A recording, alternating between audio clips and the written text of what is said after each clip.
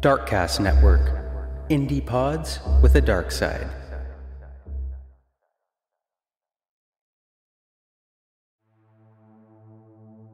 California has the largest population in the United States and the site of some of the most famous true crime cases in history. But there's more than meets the eye to the crime in California. Join Sean, Jessica, and Charles on the California True Crime Podcast as they cover crime both infamous and overlooked from around our state, while looking at the deeper history that goes beyond beaches and movie stars.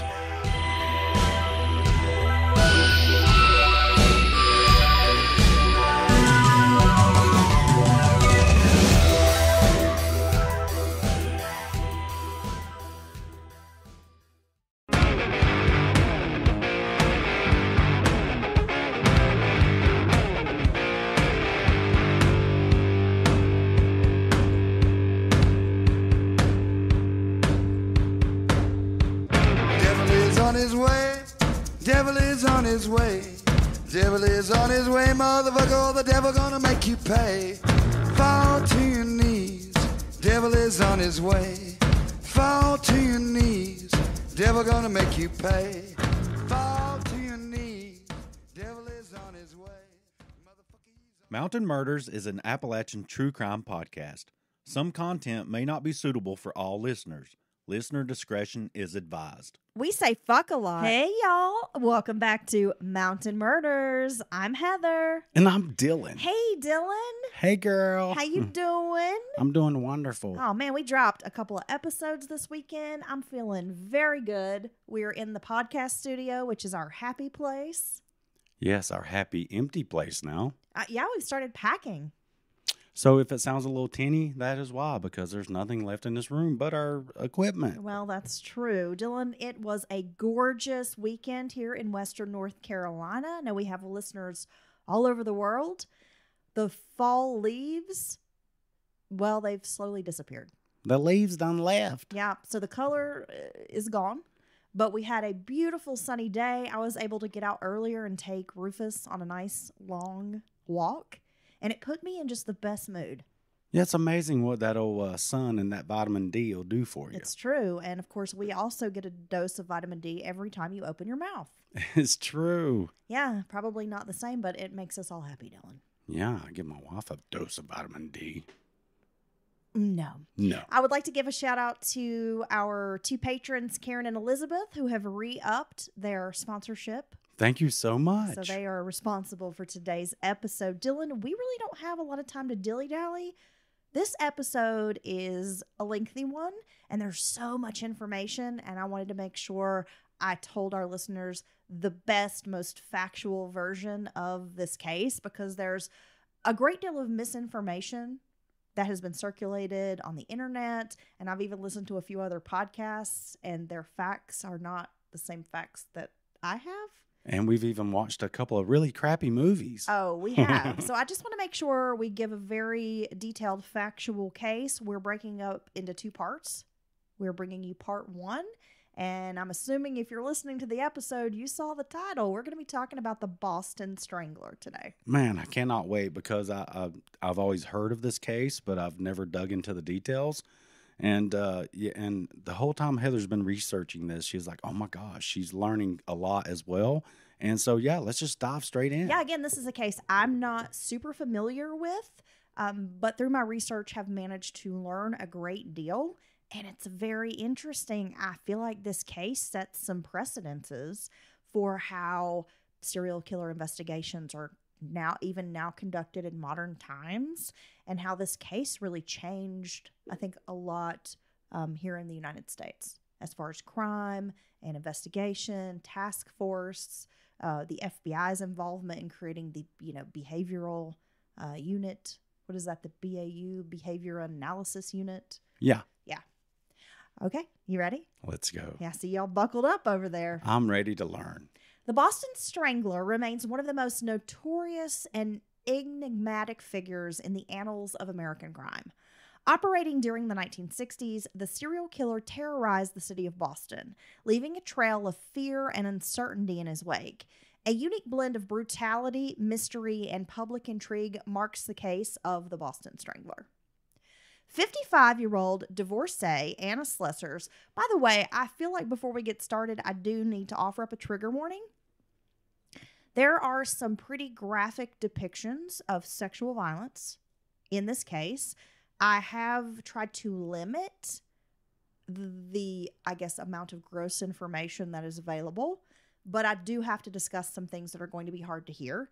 They're going to be hard for me to talk about, and I know some folks will have difficulty hearing this episode. And if that kind of thing is not for you, I understand. We don't hate you for it. We'll see you next time. We ain't mad at you, but just wanted to let people know. And again, I try to give a complete picture, but I will omit some of the more graphic details because this is a horrific case. Yeah, I did not actually realize there was some of this brutality that you've already described to me. But I think you do have to talk about some of it because it really sets the stage for the entirety of the story, honestly. Well, absolutely. And getting into the psychology, which we will probably dabble more into that subject matter when we get to part 2. But I think it's really important to get a clear picture of exactly how awful these crimes were. All right, back to it, Dylan. 55-year-old divorcee Anna Slessers had only lived at 77 Gainsborough Street for 2 weeks. Slessers had grown up in Latvia, where she was married with 2 kids. During World War II, she was divorced from her husband and fled the country to a German refugee camp. Eventually, Anna and her 2 children, she has a son and a daughter, they could immigrate to the United States, where they were able to live with family in Michigan. Anna earned a degree in Latvia, where she had worked as a bookkeeper. Yet, she took on menial work in the United States to make a living. Anna paid for her son Juris to attend the University of Maryland. Her daughter Maja was married, remaining in Maryland. Juris, who worked as a research engineer at MIT's Lincoln Laboratories, had wanted to get an apartment for himself. Up until that point, he and his mother had stayed in Boston together and were living together.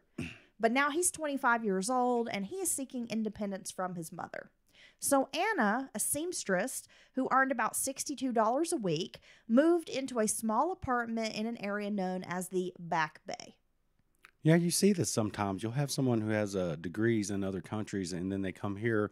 I'm not sure if it's because the documentation or the degrees don't translate or not recognized in America, but a lot of times they end up doing these menial jobs, which I would think would be tough if you're someone who's educated. You're right, Dylan. And it is kind of an unusual, I'm not sure what the translation, if the degrees or the education doesn't translate here. Or it's not recognized, if you will. Or why that is. But you're absolutely right. I mean, I've heard of foreign nationals who have medical degrees. Physicists. But can't find work in the United States, or they're not accredited to work in hospitals here. I mean, it's unusual, and maybe one of our listeners knows a bit more about that and could enlighten us, because I'm not really sure why that is. Right. Now, the Back Bay area, through my research, discovered, Dylan, at the time during the 1960s, the Back Bay was considered maybe not like the nicest neighborhood, but it wasn't the worst neighborhood either, if that makes sense. The rent was cheap. I think some of the buildings at some point might have been a little nicer, but they were more run down at this point. They offered cheap rent. There were a lot of young people who lived in this area, a lot of college students. Listening to a few other podcasts on the subject matter, one in particular that I will go ahead and mention was one of my resources. Well, I kind of went back and listened to it after I wrote the episode just to see what it was about, and learned a great deal more. It's called Stranglers. Yeah, you said that was a good one. It's a great series that dives into the Boston Strangler case, but they have interviews with a lot of people who were living in Boston at this time, the early 60s.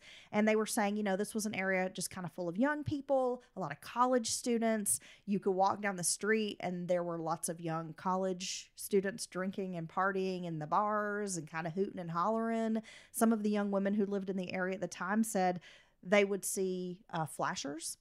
Oh, wow. And there were peeping toms and that kind of thing, but yet it didn't make you feel super unsafe. Right, it was more almost comical to, you know. Yeah, or that- just like what's going on here. But it wasn't like a neighborhood where people felt truly unsafe. It was more just like there are a lot of drunk young college frat parties happening and people exposing themselves, but maybe not in like a nefarious way. I don't know. I cordially expose my genitals to you. Well, I mean, nobody wants to be flashed. Let's be honest. No, but I get what but you're they were saying. a little bit more dismissive of it as like, well, it didn't really seem like it was this deviant act, but it wasn't an uncommon thing on a Saturday night to walk down the street and there be a flasher. Well, it's more like it's shenanigans than it is like actually dangerous stuff. Perhaps. So the day before, Anna had been sent home early by her employer at Decorator Fabrics Incorporated and told not to return until Monday, which gave the woman a long weekend. And I'm not sure why they gave her this extended weekend. Maybe they just were kind of closing up shop or whatever. So she had asked her son, Juris, if he would drive her to the Latvian Lutheran Church in Roxbury. See, June 14th was considered a national day of mourning for Latvians to remember those that were lost during the Russian invasion, which happened in World War II. Juris reluctantly agreed to pick his mother up at 7 p.m. for the church service. He was uninterested in attending, but he also felt guilty for telling his mother no. So he didn't want to go, but he didn't want to tell his mom, I'm not into it. Right. He doesn't want to tell her, I'm not going to come give you a ride. Right. He's like, okay. I mean, we all know how some mothers have a certain way of guilt tripping you, right? Well, maybe you just don't want to disappoint them or let them down. Earlier, Anna had baked muffins for Juris, leaving them out to cool. And at some point, she had also written out some checks for utility bills. These were lying on the table as if she had just, signed these checks. Around 7 p.m., Juris parked and climbed the stairs to her third-floor apartment. There was no answer when he knocked. Assuming his mother was using the bathroom, Juris returned downstairs and waited for Anna. After nearly half an hour of waiting on his mother, he grew agitated and returned to the front door, knocking louder. He tried the door, but it was locked. Around 7:45 p.m., after receiving no indication that his mother was joining him, Juris decided to ram the door open with his shoulder. So now it sounds like he's getting worried about what's happened to his mother. Well, yeah, at this point he's thinking, well, did she have some kind of medical emergency? Is she sick? Right. His imagination's probably running wild. Yes. Now, the apartment was quiet. He knocked on the door of the bathroom, but he heard nothing. When Juris pushed the door open, he made a startling discovery. His mother, Anna, was hanging by her bathrobe's belt over the door. Oh, my God. Juris immediately called for the police. Though she was wearing a bathrobe, it was open in front, exposing her nude body. The bathtub was about a third full of water. At first, Boston police believed it was a suicide, and her son thought this as well, because she had been having a bit, I wouldn't say she was in like a full-on depression, but he did say she had been troubled or had been having, some issues. Right, just having a tough time, maybe, worried about who knows what. But so he's went from reluctantly going to get his mom and take her to this thing to finding her dead. I mean, I just don't even know how you process that. No. When a detective named Mellon showed up, he challenged that assertion. From the evidence, it was clear to him that Mrs. Slessor was a victim of homicide. She had suffered head injuries and strangulation. There was no sign of rape, but she had been sexually assaulted. I don't have a great deal of details about this, but I will say that in several of these cases, which we will, we'll get into discussing this more, there were objects used for the sexual assault. Yeah, and I tell you, that always strikes me as very, very weird. And that type of deviancy, I don't know. I don't even know how you realize that that's something you want to do. It's very violent. Yes. And deranged. And humiliating. Yes. Yeah, there definitely seems to be more of a sadistic quality to that type of sexual assault. Right? Some drawers appeared to be ransacked, though nothing of value was missing. It struck Mellon as odd, as if the burglary was staged. A gold watch sat on a shelf above the bathtub untouched, and a few other valuables were left behind at the apartment. The otherwise tidy apartment had a kitchen wastebasket with trash strewn across the floor. When questioned, neighbors didn't know the woman, who'd only briefly lived in the building, so they didn't have a lot of information to offer up. The neighbor who resided in the apartment below had returned from work at 6 p.m. that evening and laid down for a nap. Around 6:10 p.m., he recalled hearing a series of loud thuds, but nothing more. I mean, this guy even thought, he didn't really know much about this new tenant, but he thought immediately, like, oh no, I've got a very loud person living upstairs. Is this person a dancer? Yeah. Because of these thuds. I'm going to have to deal with this now. Yeah. Upon investigation, Boston police learned that Mrs. Slessor lived a relatively quiet life. She didn't have much of a social life, Dylan. She went to work and church. She had no male friends. At work, it was learned she didn't associate with the other employees. She didn't have much of a social life at all. Her former husband, whom she had divorced they've been divorced 20 years at this point, was remarried and living in Canada. So they ruled out the possibility that it was an ex-husband. Yeah, because he's already moved on with his life, and he's a very long ways away. With little to go on, Boston police were not hopeful the case would be solved. Although 90% of murders were cleared, experience had proven that if the killer wasn't caught within 2 weeks, it usually became a cold case. That's how the Boston PD viewed this. On a Saturday afternoon, June 30th, Nina Nichols, a 68-year-old woman, arrived at her apartment at 1940 Commonwealth Avenue. She had been out of town for several days with friends, but was due for dinner and an overnight visit with her sister. It was after 5 p.m., so she knew she would have to rush to Wellesley Hills, where her sister lived. Mrs. Nichols took time to open the windows. It was a very hot day. It was like 90 degrees outside. So she immediately opens the windows to her apartment, trying to air it out while she's, I guess, packing a bag and trying to quick ready herself to go to the sister's house, right? Yeah, a lot of times I forget, even though that's so far north, Boston, New York, it gets very, very hot there. It does get very hot there. I'll oftentimes forget, like, oh, yeah, I didn't even know it gets hot like that. Yeah, sweltering heat. Absolutely. So she opens the windows and changed into a thin house dress before calling her sister Marguerite Stedman to confirm that she would arrive around 6 p.m. During the call, Nina was interrupted. Nina said, "Excuse me, Marguerite, there's my buzzer. I'll call you right back." And that would be the last time that Marguerite would speak to her sister. When Nina didn't return the call, Marguerite asked her husband, Chester Stedman, who is an attorney, to ring Nina. There was no answer. He told his wife to wait longer because she might be stuck in traffic. By 7:30 p.m., Nina had not shown up at the Stedman home. Chester Stedman phoned 65-year-old Thomas Bruce, the building's superintendent. Stedman asked Bruce to check on Nina. Nina's car was still in the parking lot behind the building, so Mr. Bruce looks out. He says, well, her car is still here. At that point, Mr. Bruce goes to Nina's apartment, where he uses a master key to unlock the apartment door. From where the janitor stood at the doorway, he could see that Nina's apartment appeared burglarized. He could see the drawers were pulled open, belongings were lying all over the place. He could see Nina's naked body lying on the bedroom floor. Her pink housecoat and slip were pulled up above the woman's neck in knots twisted together almost like a rope, so tightly that they cut into her flesh. My God. 2 nylon stockings were also tied around her chin.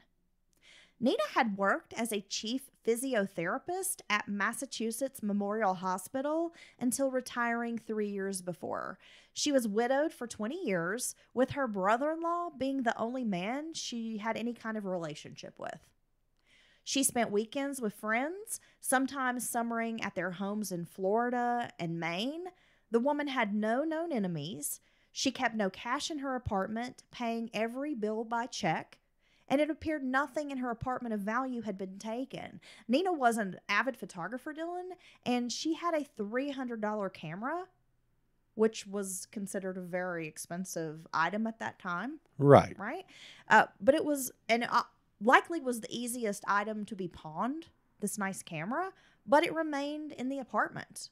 There were no signs of forcible entry. However, Nina was reportedly sexually assaulted with a wine bottle. See, here you are talking to your sister, and you never know. You're just having a run-of-the-mill. Very normal conversation. And you never know. And that would drive me crazy if this happened to me. You never know that's going to be the last time you ever speak to them, let alone that you're going to find out that they've been brutalized and murdered.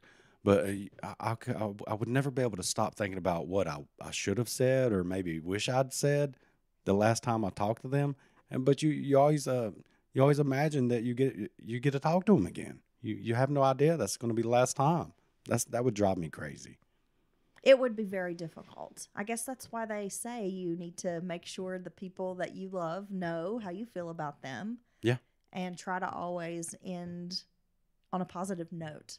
Yes. This isn't goodbye. It's I'll see you later. Boston police were examining the details 16 days apart, but only a 5-mile square area. You have 2 older women who've been strangled and sexually assaulted. Their apartments ransacked. Police Commissioner Edmund McNamara called a conference for department heads. He's saying that this is a problem. Well, yeah, it's a very strange crime. They've been assaulted with foreign objects. I mean, yeah. 65-year-old Helen Blake, a retired practical nurse. See, and this is going to be something that a lot of people point to, is several of these women had medical backgrounds. They were nurses. They worked at various hospitals. We'll see that as the story goes on. And I didn't mention this earlier, but Anna Slesser had been a very big music fan. She loved opera and symphony. And many of these women attended the Boston Symphony. Oh, wow. Interesting. Yeah. So 65-year-old Helen Blake, a retired practical nurse, resided in an apartment number 9 at 73 Newhall Street.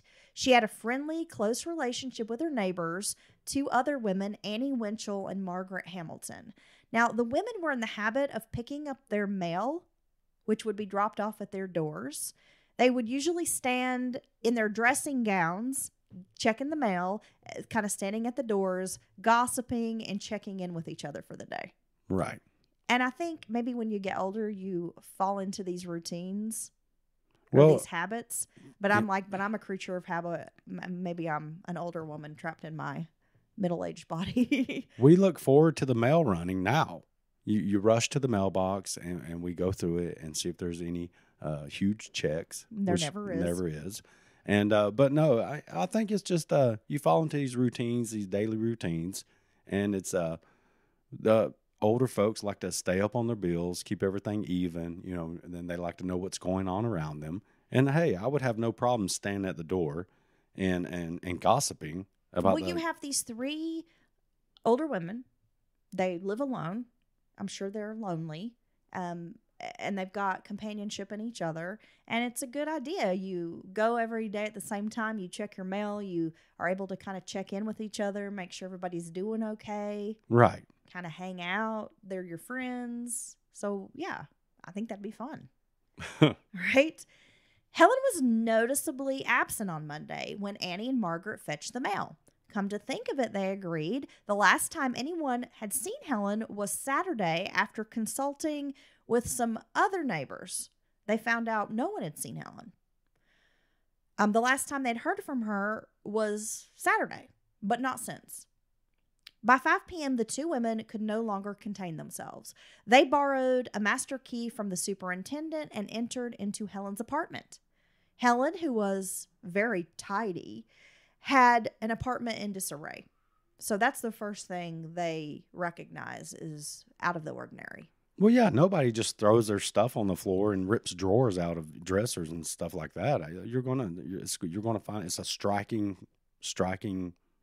scene. Well, I do that, but it's only if I can't find I'll obsessively search for an article of clothing. Well, you typically put it back together. Well, eventually.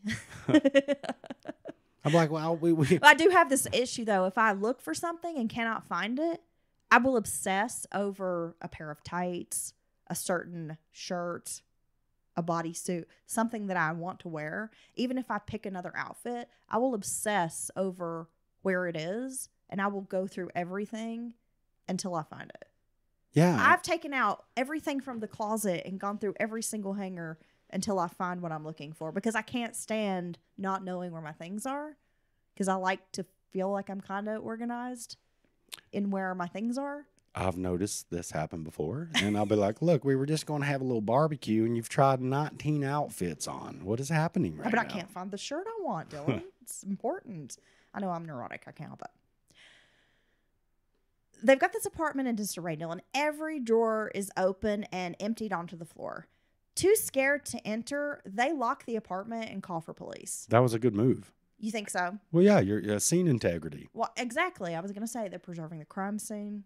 And it's also, for all you know, whoever's done this could still be in there. Yes, see, So, very smart, Dylan. yeah. I think you might survive in a horror movie. Oh, no, I'll be like, oh, hell no. And I just pull a door to. Call the popo. When Lynn police arrived, because, by the way, they live in Lynn, Massachusetts, which is just right outside of Boston. When Lynn police arrived, they found Helen Blake dead inside the apartment. She lay face down on her bed, legs spread wide apart, nude, save for the top of her pajamas, which had been pushed kind of up above her shoulders. A nylon stocking had been used to strangle the woman. It was tied tightly and knotted at her neck. A bra also connected to socks sort of formed a bow under her chin. What in the world? Yeah, we're going to see this more than once. This crude bow tie. It's very weird and disturbing. She had been sexually assaulted. Again, not to go into great detail, but what I gather is with a foreign object, with a possible object. She didn't have much money, but Helen owned 2 diamond rings, and they were missing. There was also discussion that she was set to inherit about $45,000, which might explain why a metal lockbox under her bed had been nearly pried open. The apartment door had a chain, a bolt, and a firm Yale lock. Quality lock. I don't know what a Yale lock is. It's a brand of lock. It is. And you're saying it's a very good lock. Well, yeah, it's good stuff. Okay. Well, that's good to know. I knew I kept you around for a reason. Hey, I'm making sense today. You would contribute something to this episode.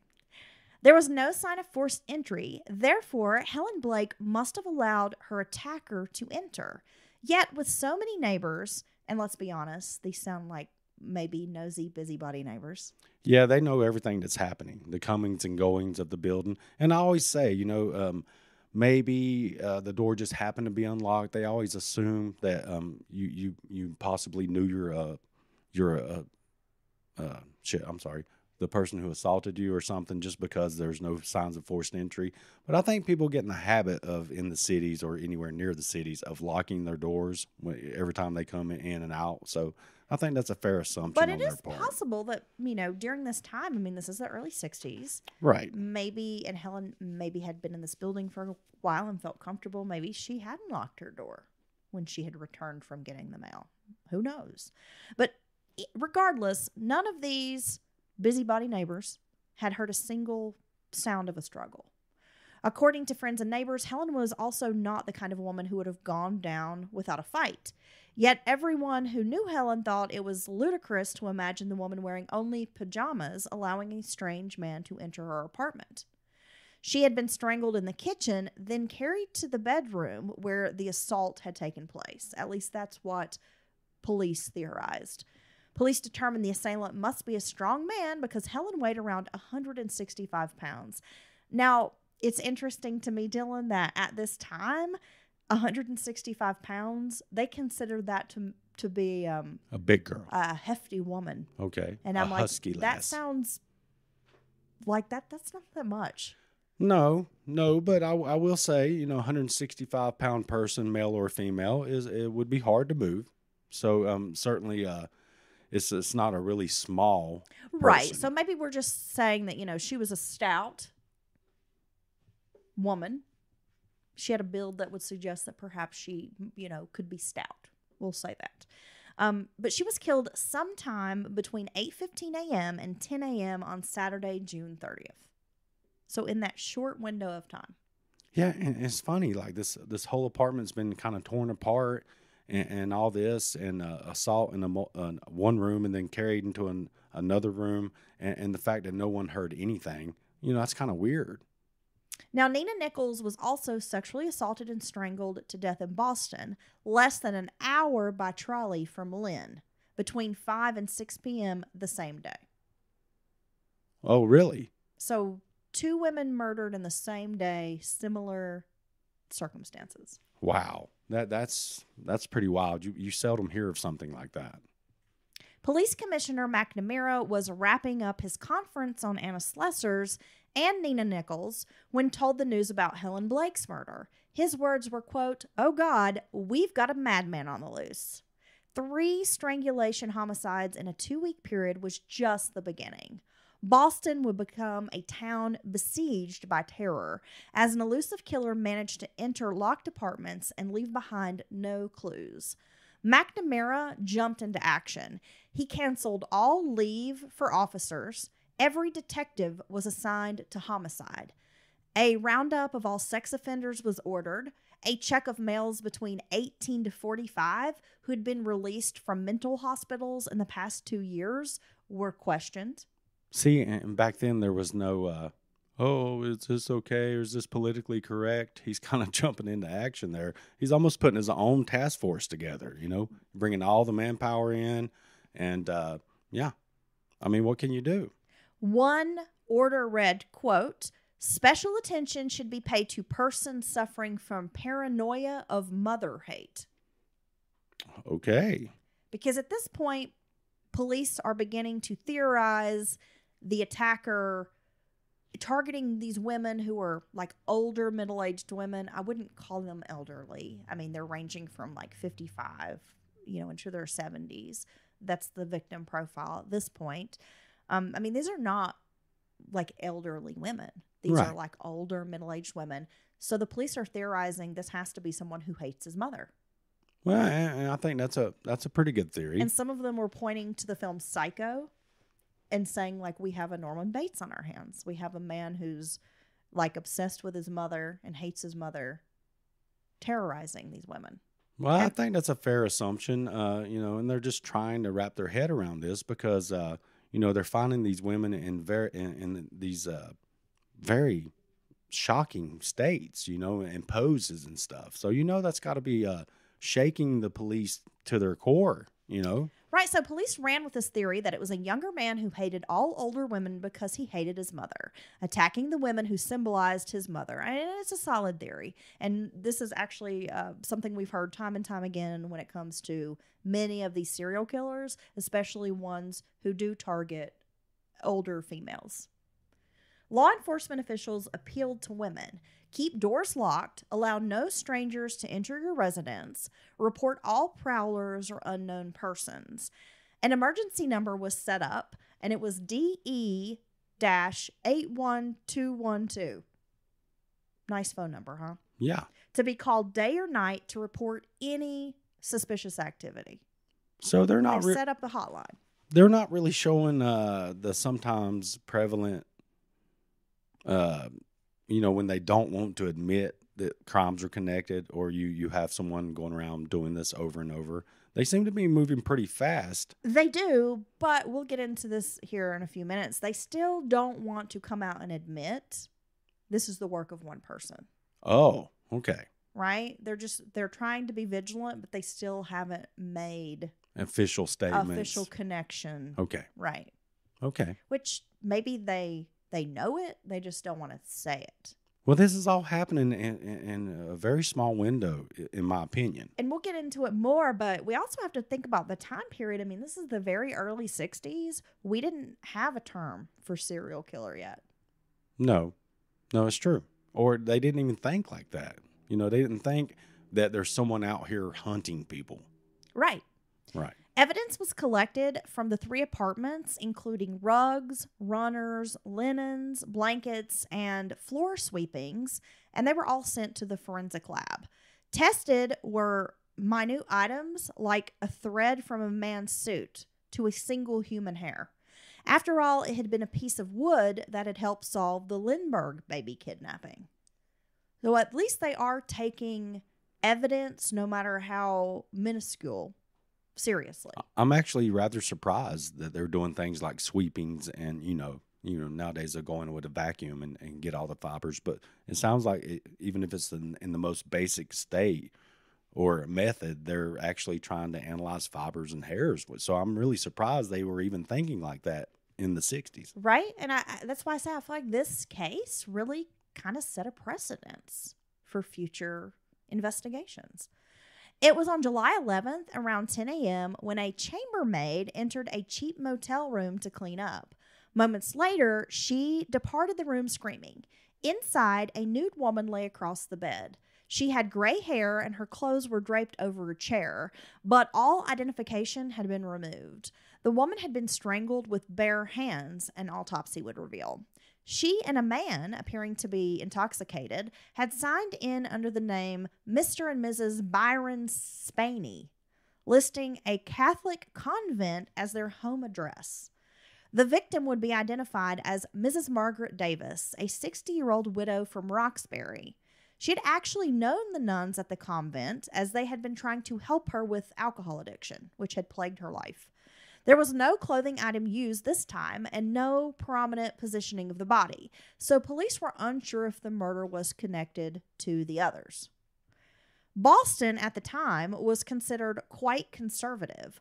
Leftover ideals from the Puritans were still in existence, and though the murders were shocking, it seemed to be the sexual aspect that profoundly disturbed the community. Violent death might be expected in places like New York City and Chicago, but Bostonians preferred to keep those details quiet. Most murders were relegated to the Bowery area, like the South End. So for this to be happening all over in neighborhoods Right. to just regular women was astonishing. So it's happening outside, in their minds, outside of the bad part of town, quote unquote. Yeah. At the time, Boston had seen a decline during the post-war boom years. People just didn't seem to want to settle there.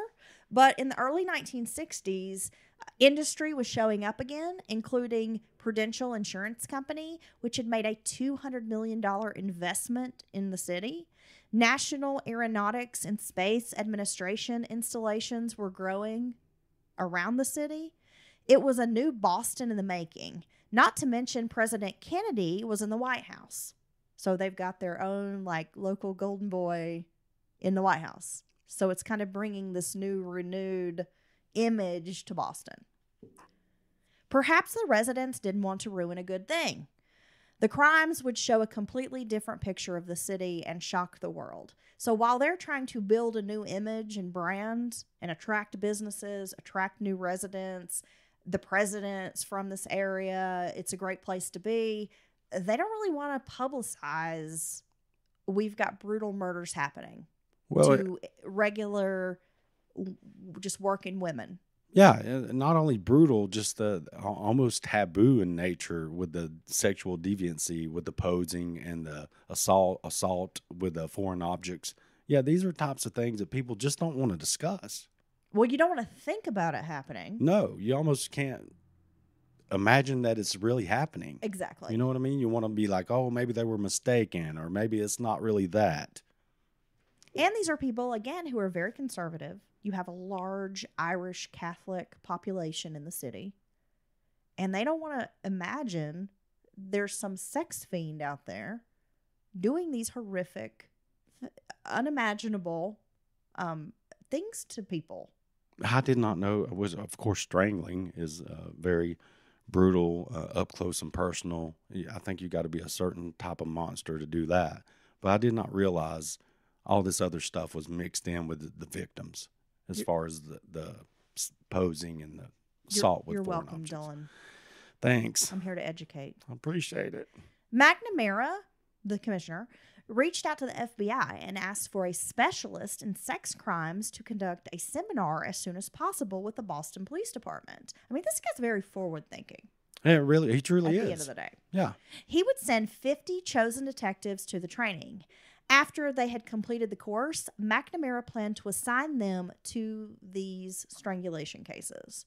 In the hours after Margaret Davis's discovery, police arrested a man who was seen leaving the Roosevelt Hotel with scratches on his face.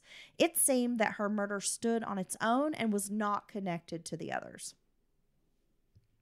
So we will see there are some cases of murder with similar MO, but that maybe shouldn't be grouped into this. And when we get into part 2, we have a lot of theories.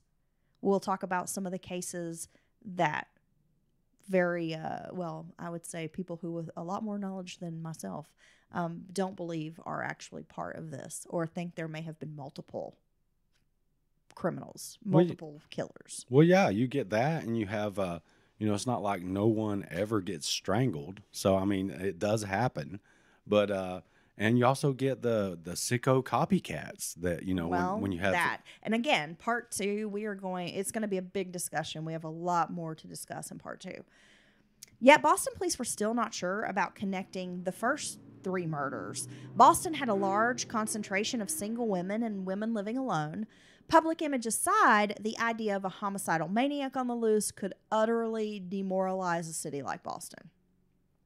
Several tips were called into the hotline. An older woman who was Nina Nichols' neighbor reported seeing a man, maybe around 40 years old, sitting in a gray sedan on Friday, Saturday, and Sunday, the weekend that Nina was killed. Described him as sitting parked below their apartment building, just staring up. Okay. Yeah, that's troubling. That's a little odd. That's not okay.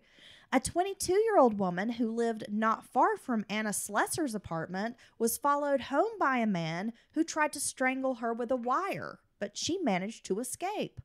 Police located a 4-foot telephone wire on the ground near her apartment. A man was found lurking nearby but denied being involved in the assault. A 45-year-old woman met a young Marine at the Golden Nugget in Boston. Now, I'm not sure if that's a bar.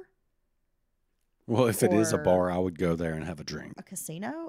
The only Golden Nugget I'm aware of is in Vegas. Now, after drinking heavily, they went back to his apartment where he forced her into the basement. After grabbing her throat, he raped the woman and whispered, quote, "I like to choke older women."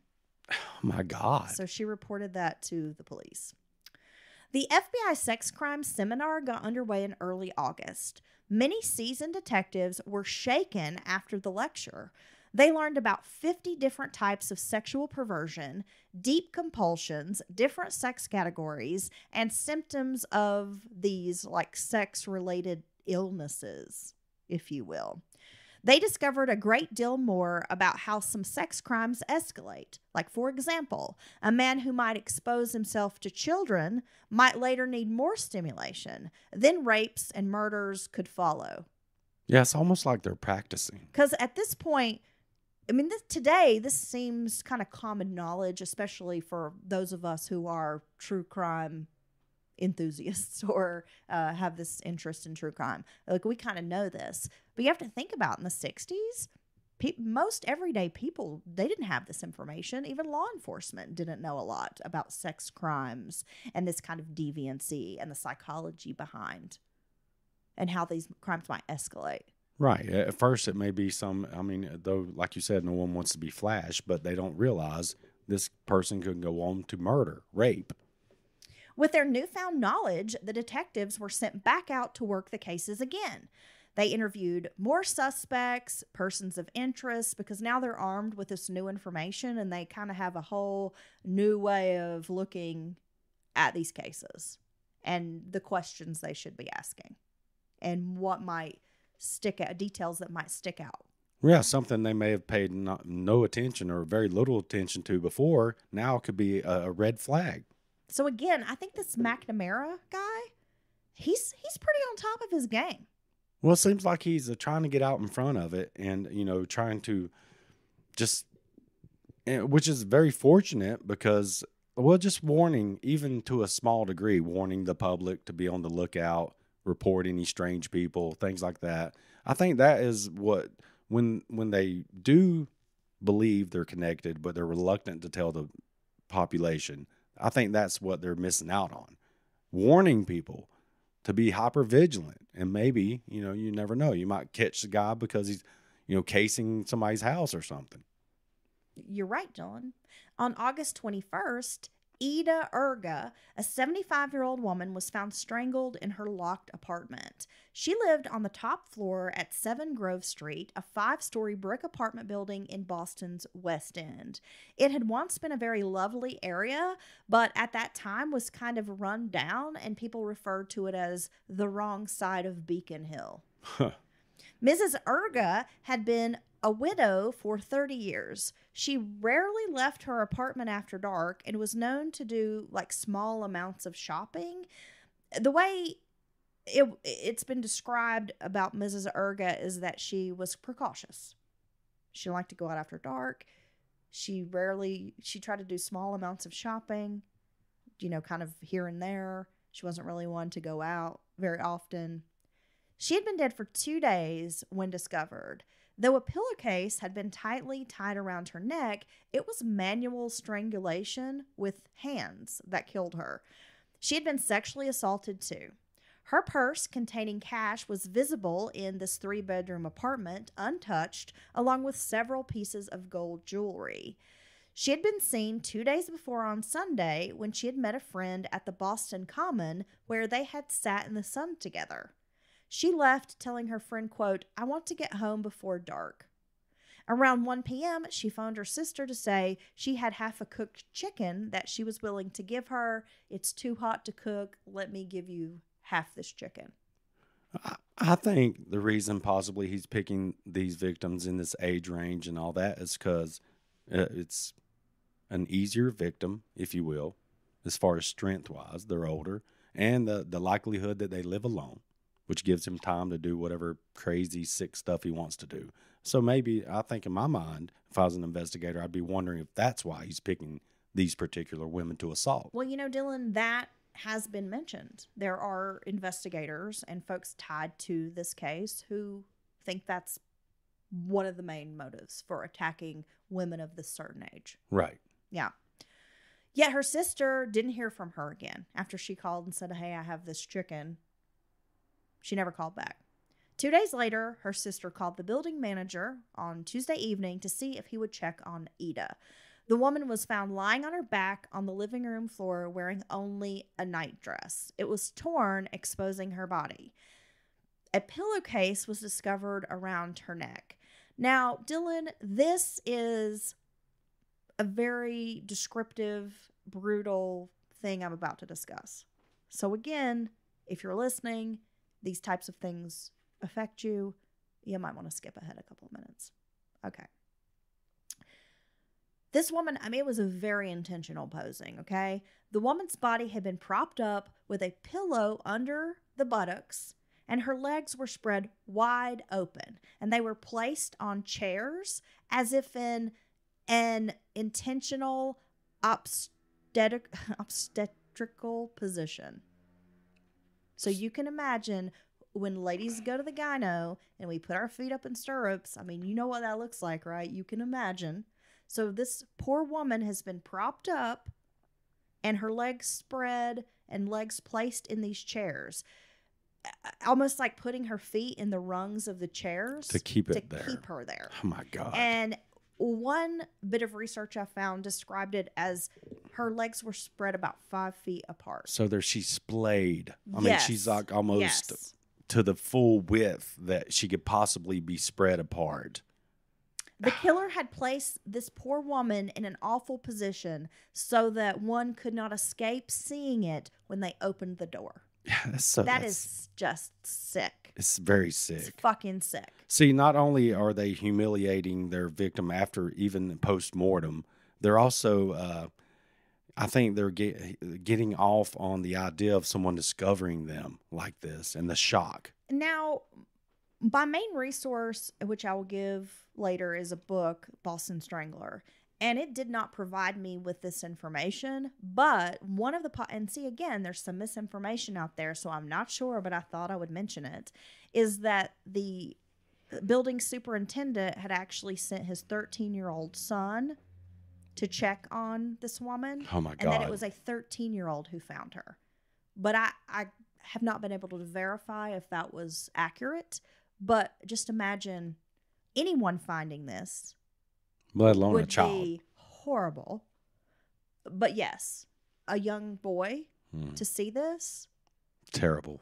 Would haunt you for the rest of your life. Yeah. Right? Yeah, even the most seasoned cop or detective would leave a mark on them. Now, these details, this information was kept from the press. I mean, one, they're likely not going to want to publish something like this. It was a different time. This is a very conservative area. But also, police did not want to get this information out there because they were hoping that a suspect might accidentally drop these details later. Well, yeah, so they're keeping this kind of close to the sleeve, which is smart. Yeah, this is a type of information only the killer would know if they were there. Right. So now the police have a fourth murder on their hands. But rumors began to take hold of the vicious attacks. Sexually obscene positioning and the nature of the attacks started to leak. People speculated the killer had superhuman strength and could possibly scale tall buildings and enter through the windows. Come on, people. But, the doors are locked. Well, I know, but I mean, that just shows you how the public's imagination can run wild with something like this. It's like Spider-Man, right? Just scaling the wall, entering into the apartment. Women all but barricaded themselves into their homes. They are gripped in fear, Dylan. Well, how could you not be? There were demands for locksmiths to rekey doors and add extra security. Dogs were cleaned out from the animal shelters, people looking for a security dog. Mm-hmm. Elderly widows asked their children to phone them 3 to 5 times a day to check up on them to make sure they were okay. Women began reporting obscene phone calls. One woman reported that a prowler had left a doll in her mail with a nylon stocking around its neck and a note that said, quote, "The police can't watch you forever." Oh, my God. A woman who lived near Nina Nichols' apartment reported a man dressed in women's clothing, wearing makeup, riding the service elevator up and down the apartment building. It just seemed odd to her.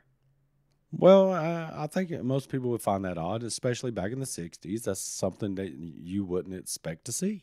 Right. I mean, today, I don't think that would really stand out for people to be like, oh, that's the criminal. But no, today you just be like, that's my barista. Let me get my latte, bud. Yes.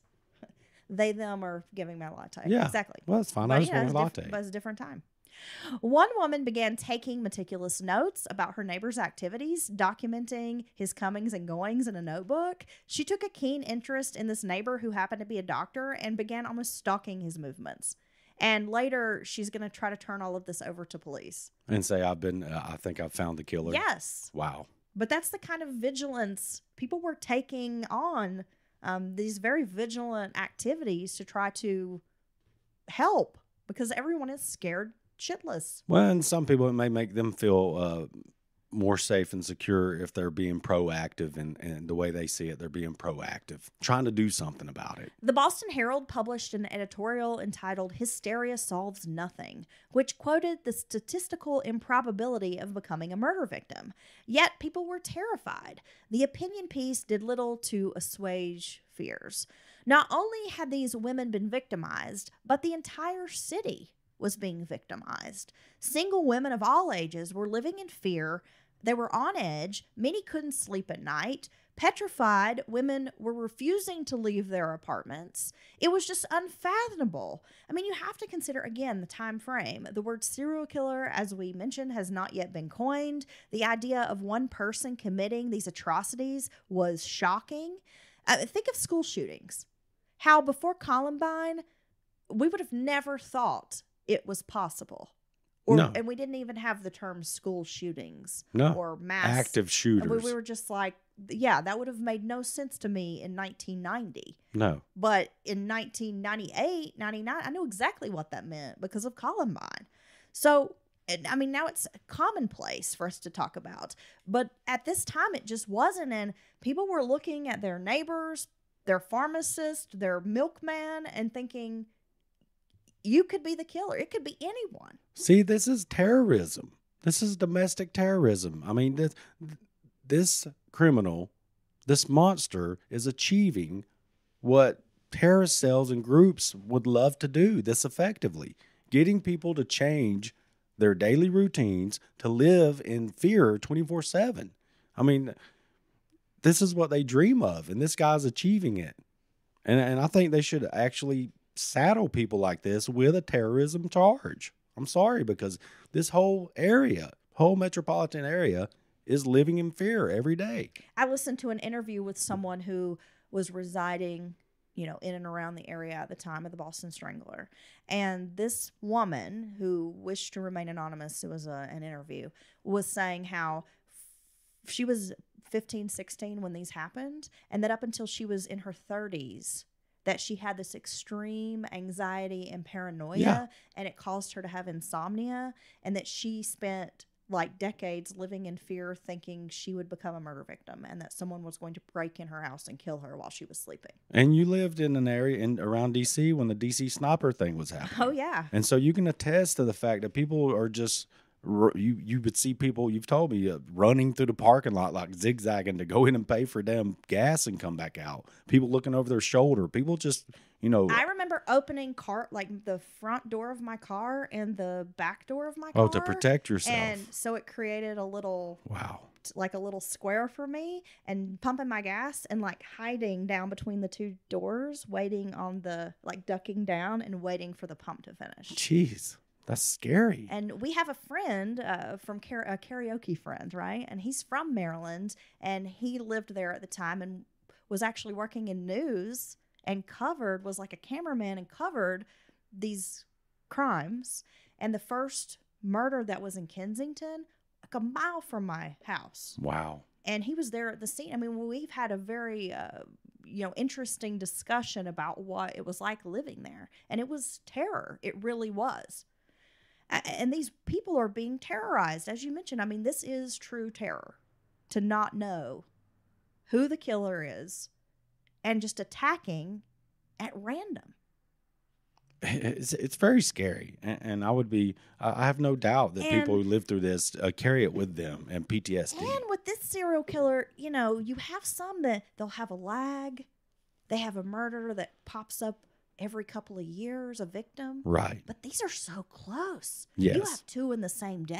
He's very, very active, and that makes it even scarier, honestly. 6 days after Ida Urga's murder, 67-year-old nurse Jane Sullivan was found strangled in her first-floor apartment at 435 Columbia Road. The apartment was in Dorchester, on the other side of Boston from Ida Urga. So the exact opposite, side of the city. She worked the 11 p.m. to 7 a.m. shift at the Longwood Hospital, where she was known as reserved and efficient. So again, another victim with ties to the medical community and a hospital. So does that pan out as any kind of a reason?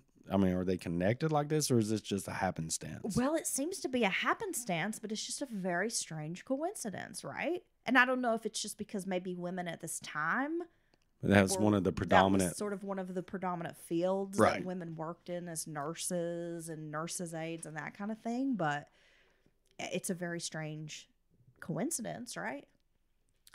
She never associated with men. She had recently moved into the apartment after hearing about the murders because of a long walk from the bus stop to her previous building. So she's trying to move into what she feels is a safer apartment. Yes. When she was found, Sullivan had been she'd been dead for more than a week.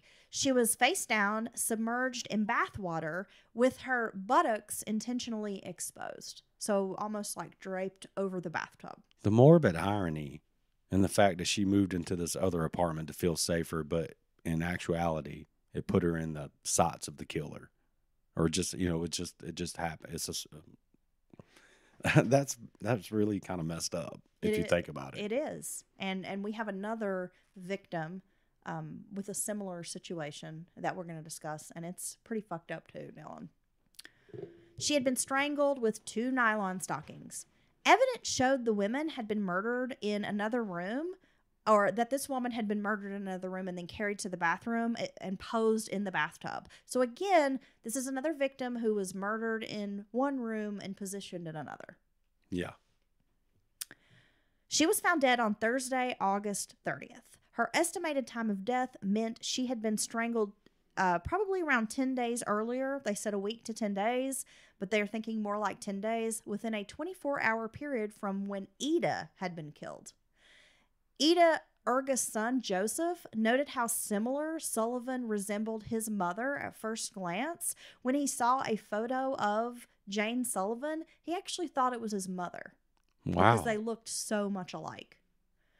Then 3 months passed with nothing. No murder, no bodies. Yet the city is still gripped with fear. A Brockton housewife reportedly fell dead from a heart attack when she opened the door to find a strange man standing there. Turns out this guy was just an encyclopedia salesman. Oh my But gosh. that gives you an example of how women were feeling at this time. Working women hurried home before dark, careful to lock the doors behind them. Headlines took over the newspapers with salacious names like The Mad Strangler, Phantom Strangler, and The Sunset Killer. Particular articles compared the Boston Strangler to Jack the Ripper. In trying to find a connection among the victims, law enforcement looked at the neighborhoods. 2 of the victims had been nurses and 1 a physiotherapist. 2 victims had received outpatient care before their murders. So was the killer associated with the hospitals? The killer had worn gloves when searching the apartments, it appeared. They weren't finding fingerprints. Law enforcement is really looking at this like the perfect crime scene or the perfect murder, because there's really not much being left behind as far as evidence. No, and there's been multiple, it's not like it just happened one time and they got, they did good that time. This person's is very adept at getting in and out of these places without being seen.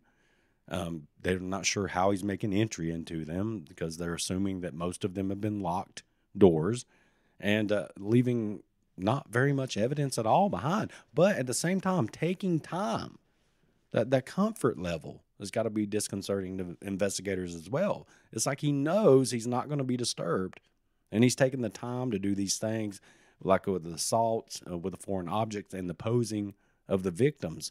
That's stuff that you have to be very calm and collected after you just did this to this person to still take all this time. It lets me know, Dylan, that this killer, these were not random attacks. I truly think the assailant was stalking these women. I agree. And had to know their schedules and that they lived alone, and that if he entered into the apartment and committed this crime, that he would have ample opportunity to ransack, position, pose these women, because he knew he would not be interrupted. Right. I agree completely. I don't think there's any way that he just happen to pick, even if you see an older woman, you don't know that she lives alone. She could have a roommate, she could have some family member or a grandkid or anything. She could have a husband for all you know.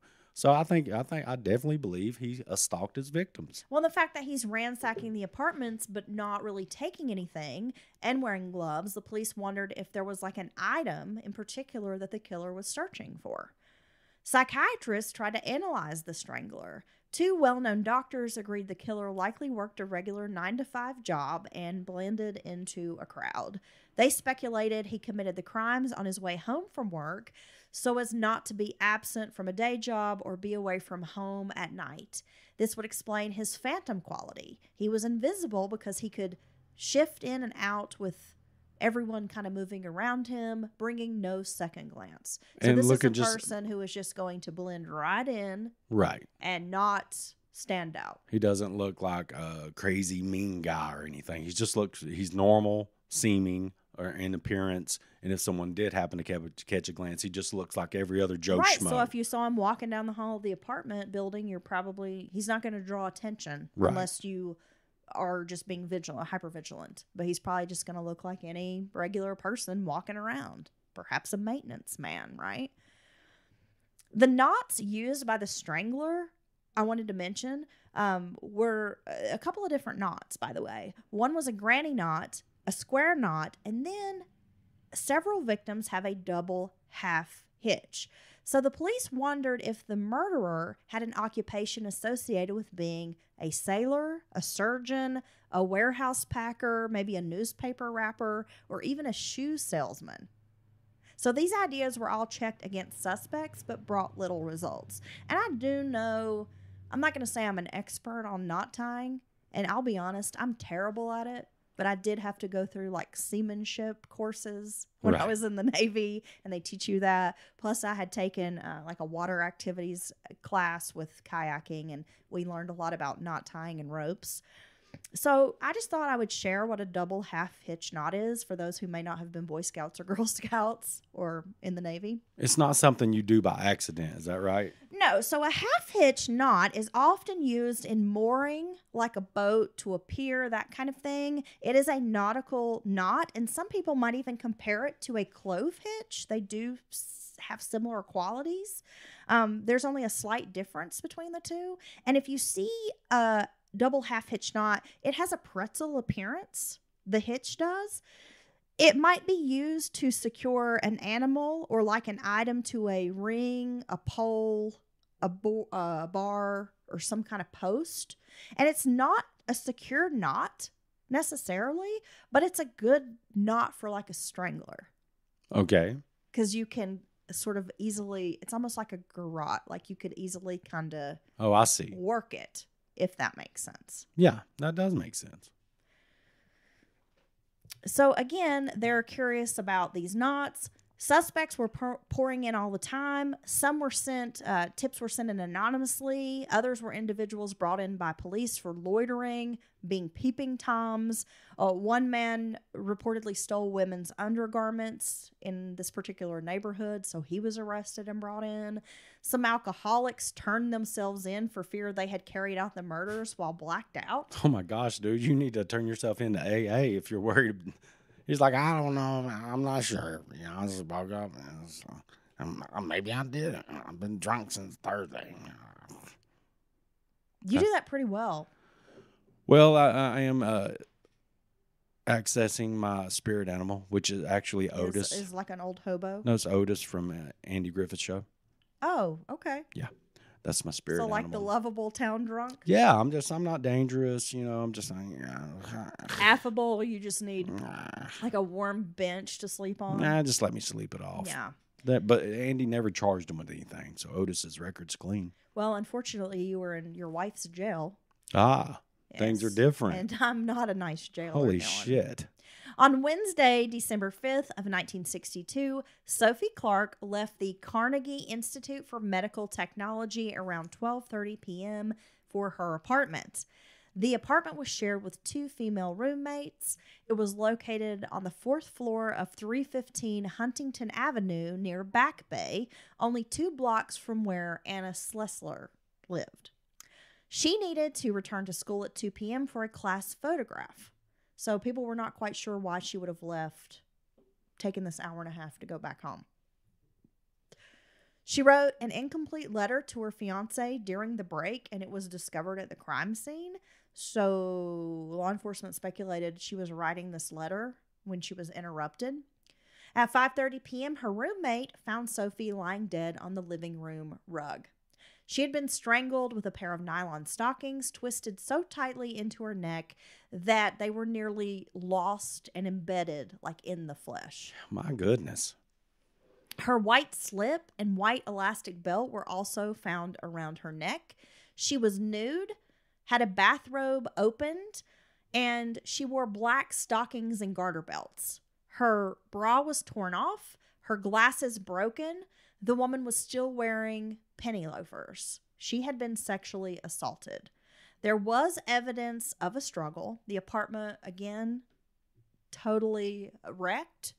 The roommate had to enter through a double lock door. Sophie had insisted they install a second lock after reports of the phantom circulated. Sophie refused entry to people unless she knew exactly who they were. There was no sign of forced entry, so police again theorized that Sophie must have allowed the attacker inside the apartment. Now, some things about Sophie's murder stood out to detectives. First of all, Dylan, she's only 20 years old. Oh, wow. So quite an age difference from the previous victims. Secondly, Sophie was African American, while the other women had all been older white women. And this time, the killer had left something behind. Seminal stains were discovered on the rug next to Sophie's body. The strangler had not left behind such solid physical evidence before. I mean, even though it would be decades before DNA could assist with solving, the seminal fluid. Right.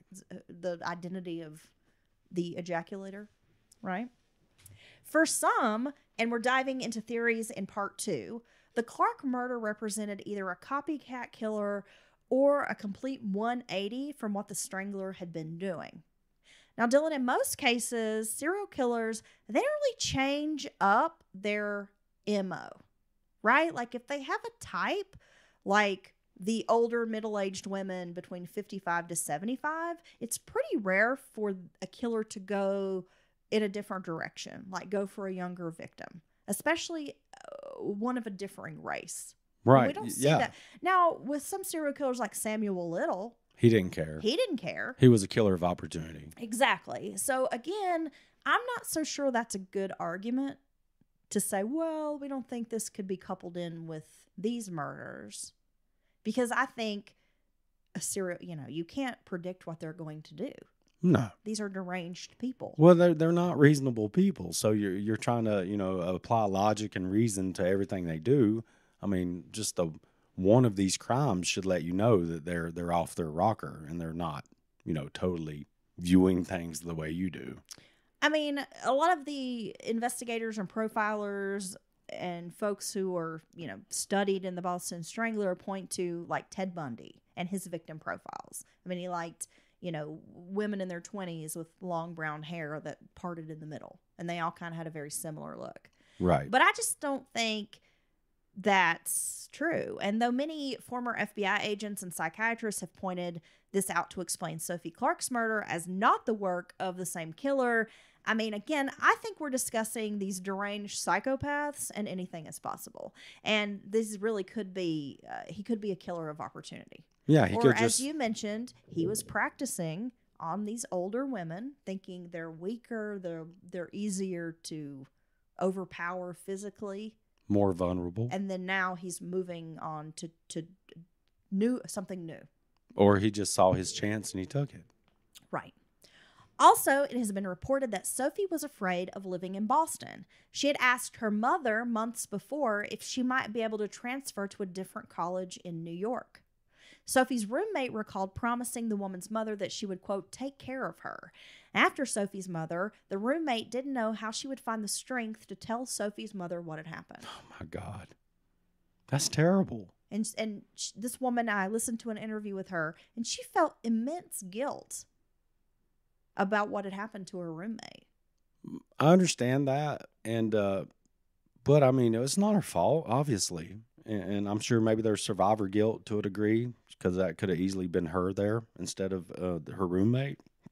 But, yeah, that's terrible because she's like, oh, don't worry, Mom. I'll look after her. It's going to be okay. And then, boom, she falls victim to a horrible crime. A neighbor told investigators that around 2:20 p.m. on the day of Sophie's murder, a man knocked on the door claiming he had been sent by the superintendent to do some painting. Feeling uncomfortable, the woman immediately told him she wasn't due for a painting, but he pushed by her anyway, just walked into her apartment. After he made some strange remarks about her figure and asked if she'd done any modeling, this woman quickly told him, my husband is asleep in the next room, so you probably need to leave. The man left the apartment quickly, saying, quote, "Perhaps I have the wrong apartment." And Dylan, remember this modeling detail? It's going to be a crucial part of our second episode. And we're going to get more into discussing this modeling aspect. Oh, wow. It's going to come up. Sophie, police discovered, was a girl of regular habits. She had a long-term boyfriend who lived in New Jersey. She had school every day until 1 p.m. She returned to the apartment nearly every afternoon to study and do schoolwork. Around 4 p.m., she prepared supper for herself and 2 roommates. And the female roommates moved immediately and did not reveal the location of their new housing after this murder. They were terrified. Well, you can't blame them. Come back. I should also note that Sophie's murder kind of felt different. Unlike the previous murders, the killer had been extremely careful not to leave behind evidence. They were, again, considered perfect crime scenes, especially in the decades before forensic technology brought us, DNA. But this one seemed almost frenzied. He's leaving behind evidence. He's not as careful. Well, and then the completely different victim, age, race. So, I mean, I don't blame investigators for wondering if this is honestly the same killer. I mean, there's a lot of differences here. 3 weeks after Sophie Clark's murder, on Monday, December 31st, 23-year-old Patricia Bissett was found dead in her locked apartment located at 515 Park Drive. It was the same Back Bay area where Anna Slesser and Clark had resided. So, same neighborhood. Patricia was a secretary at Engineering Systems. Patricia was found in her bed with a white blanket or comforter kind of pulled up to her chin as if she had been tucked into bed. A very different crime scene, right? She had been strangled with 3 nylon stockings knotted around her neck. She was naked from the waist down, her leopard print pajama top pushed up to expose her breasts. There was no sign of sexual intercourse, or as if she had been sexually assaulted anyway, though they did speculate that she had been sexually active probably within 48 hours of the murder. Okay. But they did not feel like it was a rape or an assault. There was no sign of forced entry. She had last been seen doing laundry in the community laundry area of the building around 3:30 on Saturday afternoon. By 4:30 p.m., the neighbor who had seen her doing laundry noted that Bissett's clothing had been removed from the dryer, so she had obviously finished her laundry and had gone back to her apartment. During autopsy, it was discovered that Patricia was 1 month pregnant. She had also been having an affair. Police theorized maybe she had left her door unlocked when she had gone to do laundry, or maybe the killer had waited in the closet while Patricia had kind of done the laundry and gone about her business, and then maybe hijacked her when she came back in. Okay, so let's discuss Patricia's murder for a moment longer, Dylan. Patricia, as I mentioned, was having an affair with her married boss, man named Jules Rothman, who had 2 kids. Patricia was pregnant and had apparently told him this some weeks before, or, in the week before or something like that. Rothman had even spoken to a friend about trying to arrange an illegal abortion for Patricia. Rothman had been the one to discover Patricia and immediately said to law enforcement, "Oh my God, she's been strangled." Yet at first glance, as she's covered up in the bed, there was no way of knowing she had been strangled, at least not visually. Now, are they going to take a hard look at him as possibly being the perpetrator? Well, if you'll let me get through my gosh. Police had really believed Rothman was the prime suspect in Patricia's murder and that she was not a victim of the strangler. Yet in part 2, I will share with you a story provided by a woman who was the previous tenant in Patricia's apartment and had only recently moved out. Oh, okay. Okay, so we're going to talk about that in part 2. You're going to want to hear part 2 of this. Like Sophie Clark, Bissett may or may not be a true victim of the strangler, as we've been told. Again, part 2 is going to be very important. You're going to want to tune in for that. Now, it seemed the killer no longer focused on women of a certain age, meaning these older middle-aged women. Now, career girls were being killed. After 6 similar murders had been committed around the city of Boston, police were no closer to a suspect. There was no evidence left behind, really, and all that could be said by the end of 1962 was that no woman in Boston was safe. So we've had 4 older women and two young girls. Yes. Okay. Now, Dylan, this is where the story, in my opinion, takes another twisty turn that's kind of interesting. And if you've seen the Hulu movie Boston Strangler starring Keira Knightley, it is kind of based on what I'm about to tell you. Let's get into it, Dylan.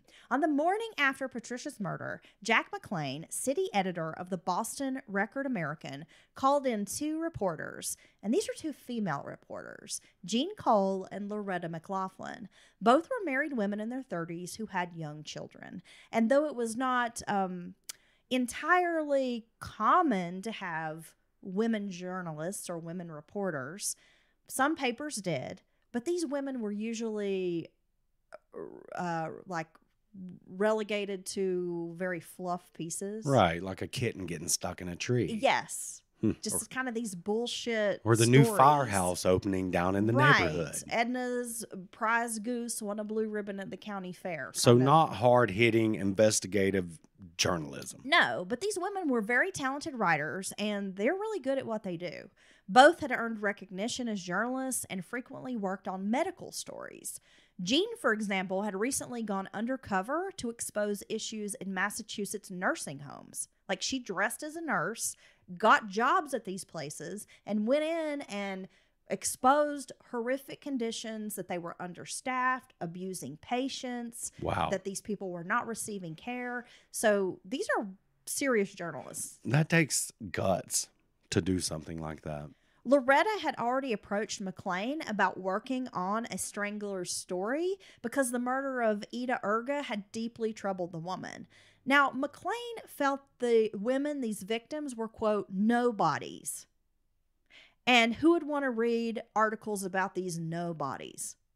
Okay. Loretta said, quote, that's just it. Why should 4 nobodies be murdered? Every woman in the city can identify with a woman and how they're in no way set apart from the other.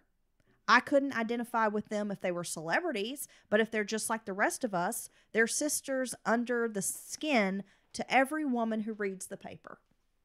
That statement alone Boom. proves that she's not playing around. No. So Jean and Loretta were assigned to go out and do some old-fashioned newspaper work and see what they could dig up. Governor Peabody had announced a $5,000 reward for information leading to the apprehension of the murder suspect, murder or murderers. One city councilman declared the police commissioner might be fired if the crimes weren't solved. Commissioner McNamara insisted everything was being done. Every man on his force, which was the 8th largest in the United States, the Boston PD, was working around the clock to find the strangler. Yet McNamara was still reticent to publicly announce the murders were connected and insisted on saying the person's responsible.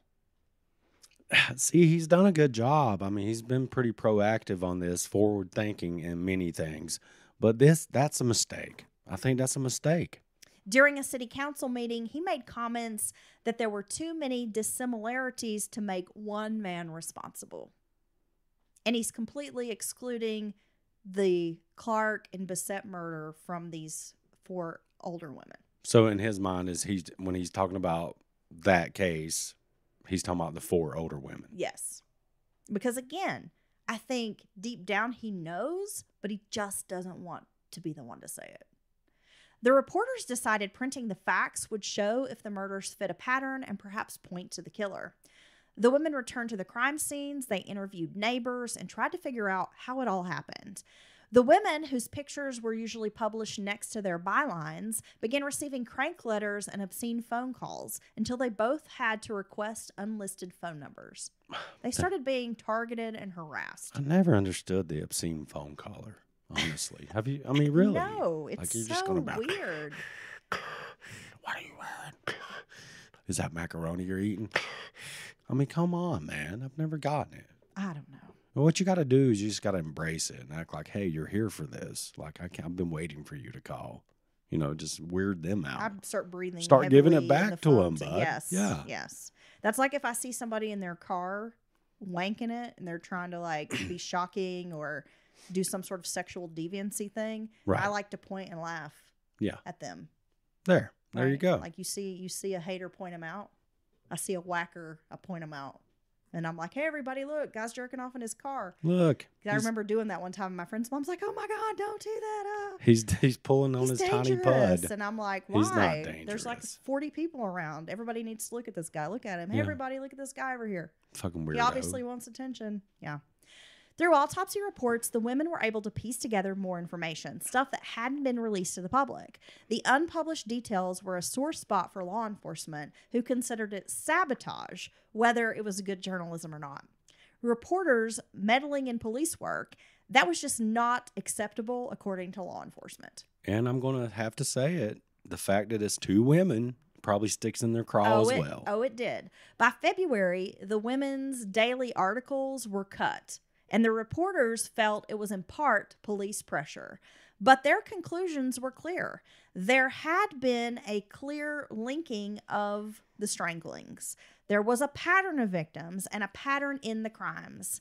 However, none of this information brought anyone closer to uncovering the identity of the strangler. 23-year-old Beverly Sammons wanted an operatic career. She had graduated from a music conservatory 3 years earlier and worked as a music therapist. When she failed to show up for choir practice or rehearsals, an organist left a note for her fiancé. Beverly was to appear in a production of Così fan tutti later in the month. It's, I guess, an opera. Oliver Chamberlain, her fiancé, went to the apartment at 4 University Road in Cambridge. Using a key, he unlocked the door. There he found Beverly dead, sprawled nude on a convertible sofa bed, her legs spread wide apart. Her wrists were bound with a sequin scarf. 2 nylon stockings and 2 handkerchiefs were tied using that half double hitch knot around her neck. There was blood on her neck and chest, and though it appeared she had been strangled, there were also multiple stab wounds. Wow. So this is different. Quite different. 22 times the woman had been stabbed, 4 in the neck, 18 in the left breast. A bloody knife with a 4.5-inch blade was found in the kitchen sink. She had been dead for somewhere between 48 to 72 hours. A newspaper dated Sunday, May 5th was on the chair. Sunday had been the last day anyone had seen Beverly alive. Beverly was to receive her master's degree in rehabilitation counseling in June. Then she wanted to move to New York City and try out for the Metropolitan Opera. Some detectives theorized that Beverly had developed some strong throat muscle singing, and perhaps the strangler was unable to kill her that way. Oh, wow. That's makes sense, honestly. Her thesis was in the typewriter, but none of her notes were found. So they wondered if the strangler had stolen her notes for her thesis, which is odd. The thesis was entitled Factors Pertaining to the Etiology of Male Homosexuality. Wow. During the investigation, 2 psychics got involved with the task force in charge of the case. The first, named Paul Gordon, was an ad copywriter said to have ESP powers. He made a description of the killer of Anna E. Slessors, which fit Arnold Wallace, not his real name. That's a name that people have been using for years to describe this alleged perpetrator that the psychic knows about, right? We all know how police psychics work. Well, yeah. So this, quote, Arnold Wallace was a mental patient held at Boston State Hospital who had escaped on several occasions, most of which did coincide with the Strangler murders.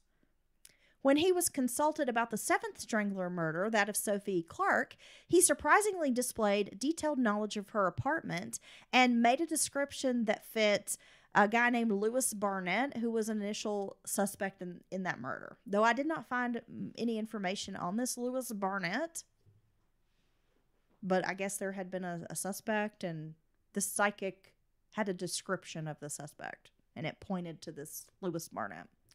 Now, from what I could find on Barnett, again, not a lot of information. I did find a little piece that he might have dated her at some point, or that they might have gone at least to a movie together, but she had a boyfriend and wasn't really interested in him, but that he may have been allowed into her apartment. Oh, okay. At some point. Nothing concrete came out of Gordon's suggestions. The second psychic, his name was Peter Herkos. He was a well-known career psychic. He claimed to have assisted in the investigation and is confirmed to have been in Boston at the time of the investigation and to have spent some time with Boston police. But a few days later, he was arrested for impersonating a police officer in order to gather some information and would later be convicted of it. So he's been pretty much dismissed.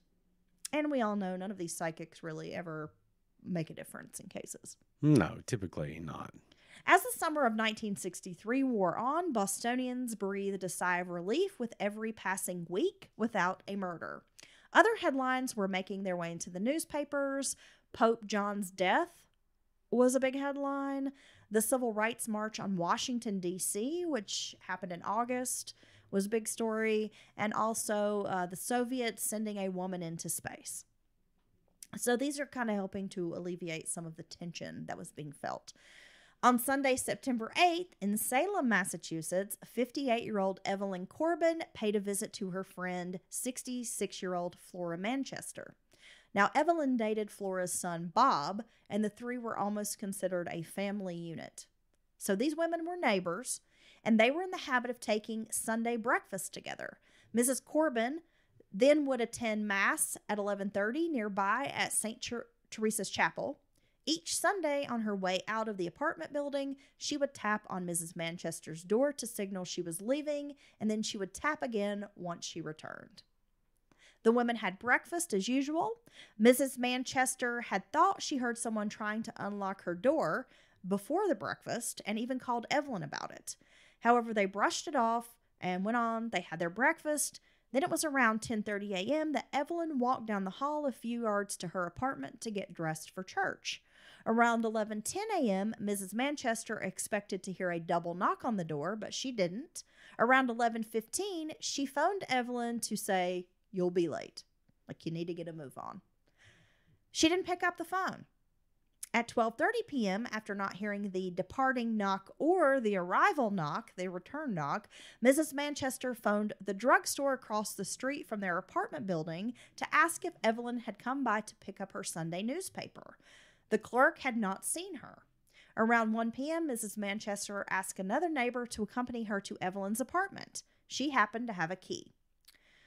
They thought Evelyn maybe had fallen ill. Yet when they entered Evelyn's apartment, there was no denying what had happened. Evelyn Corbin was sprawled across the bed, still wearing her nightgown and robe from their breakfast. She had been strangled with 2 nylon stockings, knotted at the throat with an extra half double knot hitch. Her housecoat had been torn open with such force 3 buttons had popped off. She was grossly exposed in such a pose that extended her legs across the bed. And I'm not going to go into further detail. Another stocking was tied around her left ankle with the same double half hitch, which police knew to be the strangler's knot.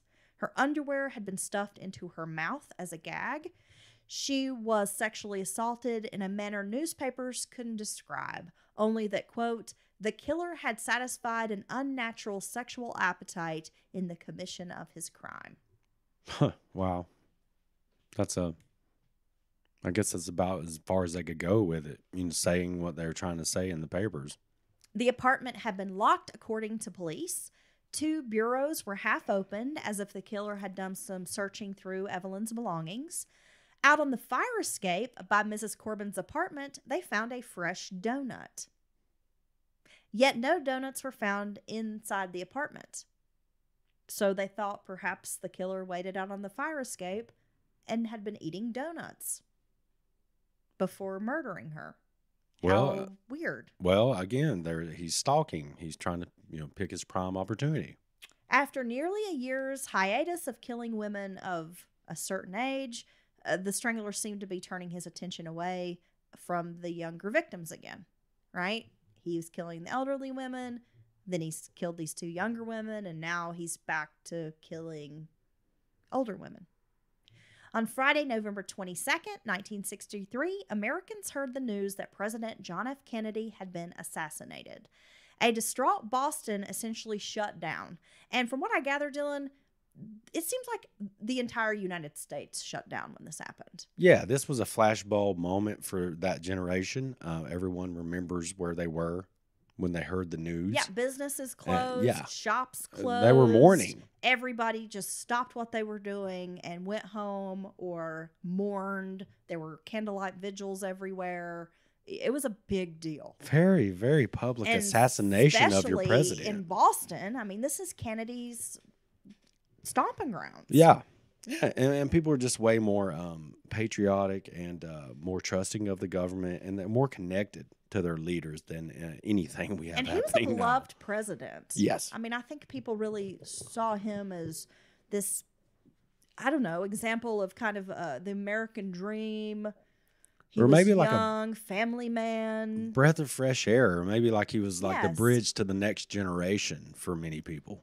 People were in mourning, many glued to their television sets all across the United States and especially in Boston.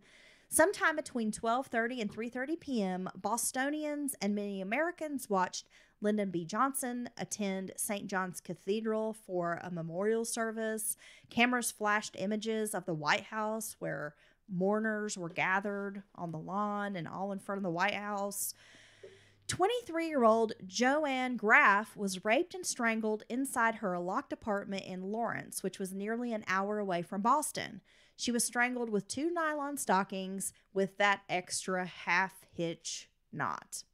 The stockings were tied in a grotesque knot under her chin, which resembled a bow.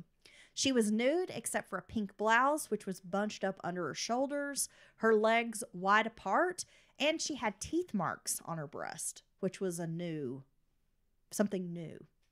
He normally hadn't been biting the victims.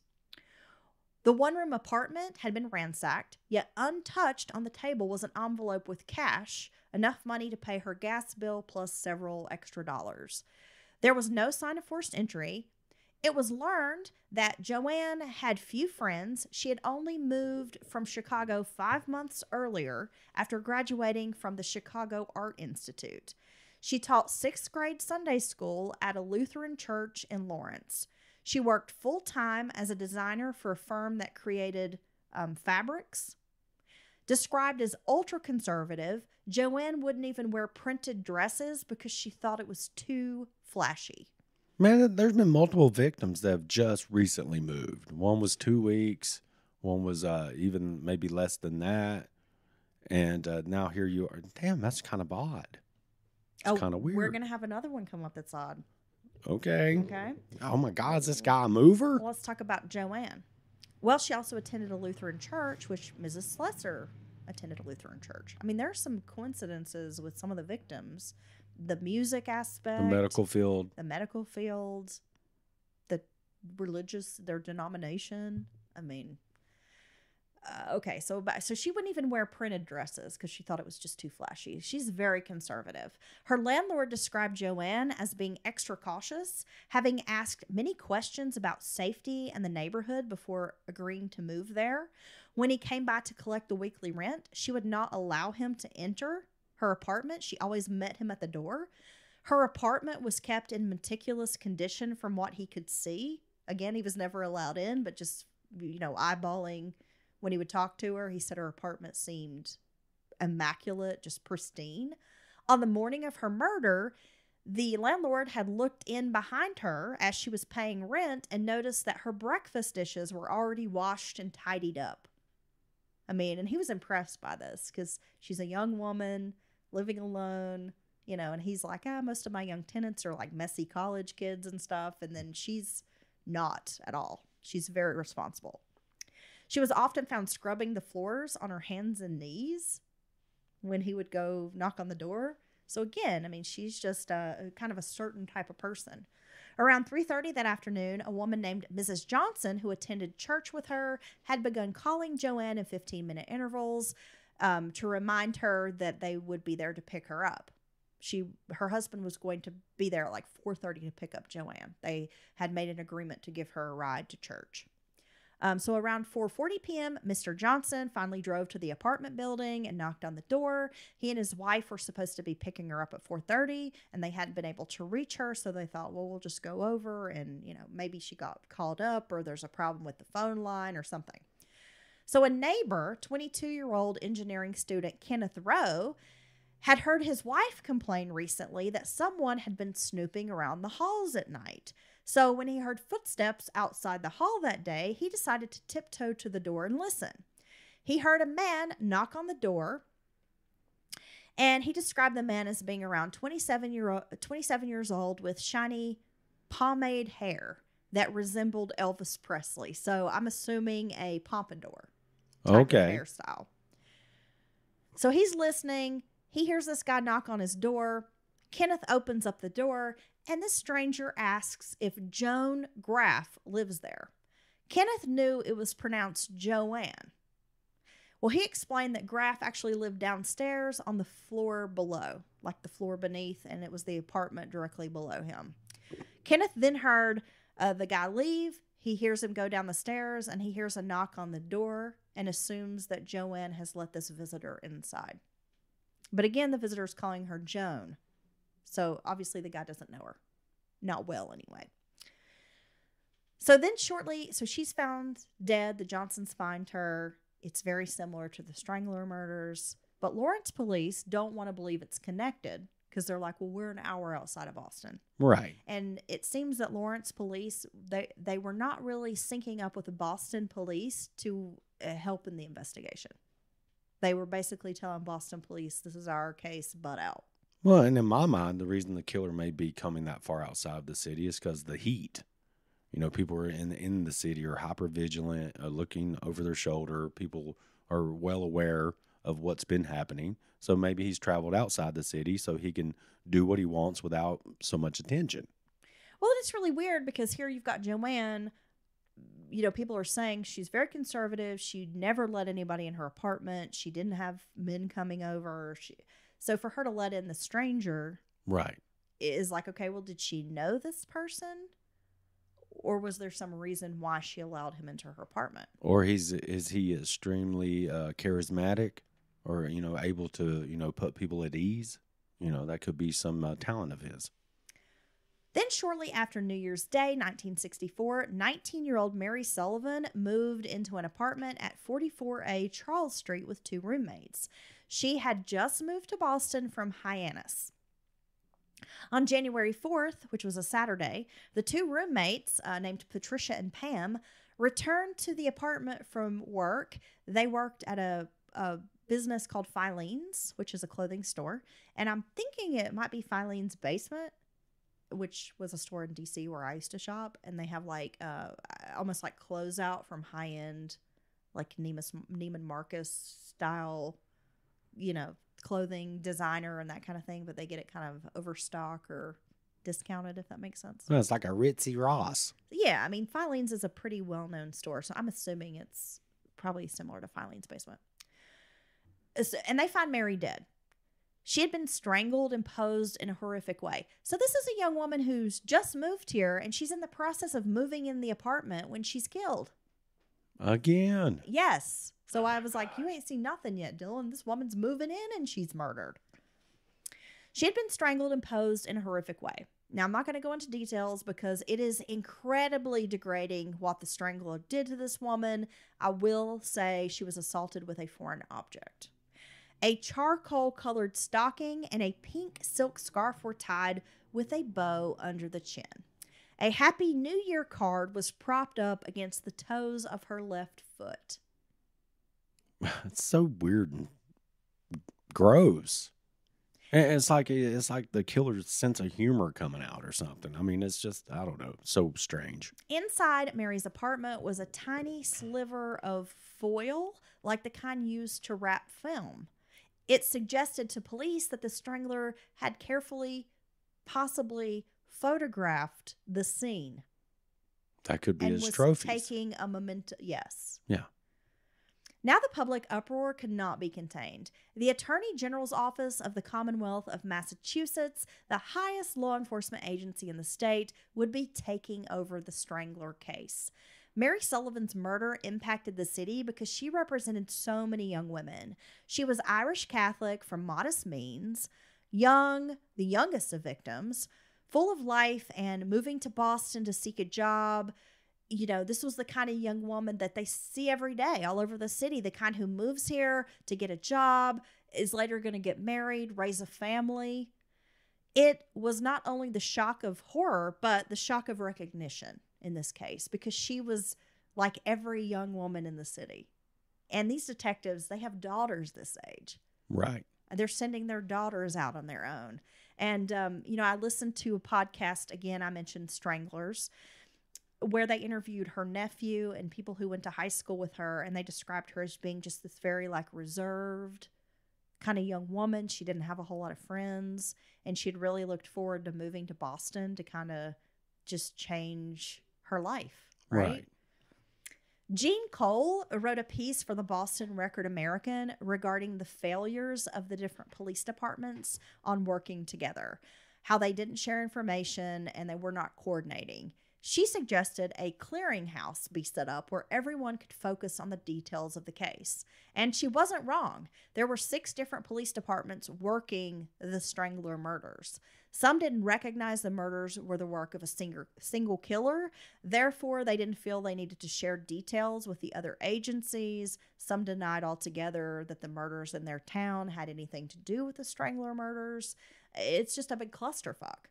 I've never understood that. You've got tips pouring in, but you don't have these agencies coordinating to investigate them.